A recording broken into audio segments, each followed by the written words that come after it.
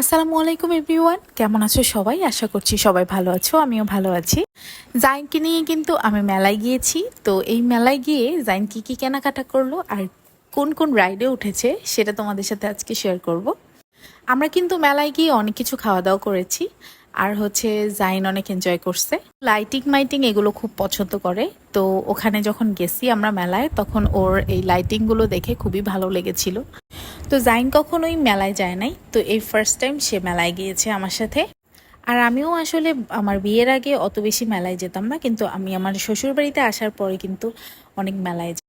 তো এখানে কিন্তু অনেক পদের চুড়ি ছিল।